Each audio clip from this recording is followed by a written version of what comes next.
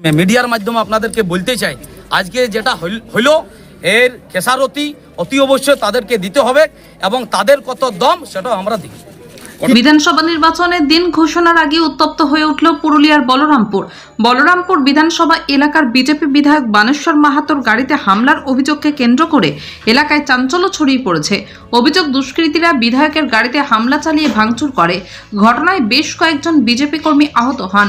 বর্তমানে আহতরা চিকিৎসাধীন রয়েছেন। বিজেপির দাবি, পুরুলিয়া জেলায় পরিবর্তন যাত্রার রথ প্রবেশকে সামনে রেখে বিভিন্ন এলাকায় জোর কদমে প্রস্তুতি চলছিল।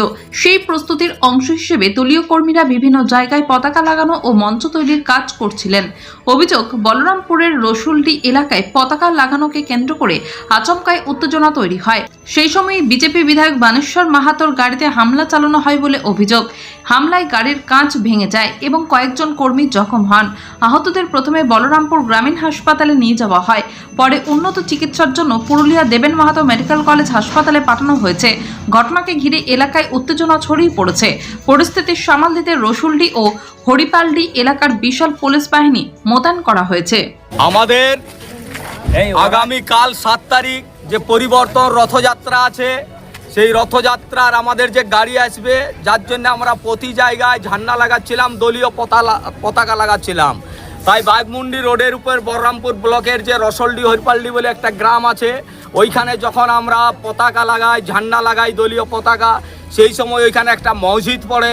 মসজিদ থেকে কমসে কম 500-600 আমাদের উপর আক্রমণ করে।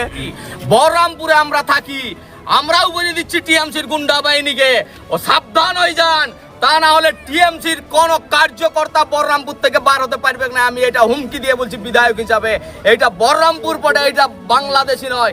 তাই বলরামপুরে পুরুলিয়া জেলায় পশ্চিমবঙ্গে যদি এরকম হতে পারে, বাংলাদেশে কি ঘটনা ঘটছে আপনারা জানেন। তাই উনাদেরকে বলছি আমি, এটা বাংলাদেশ নয়, সাবধান হয়ে যান।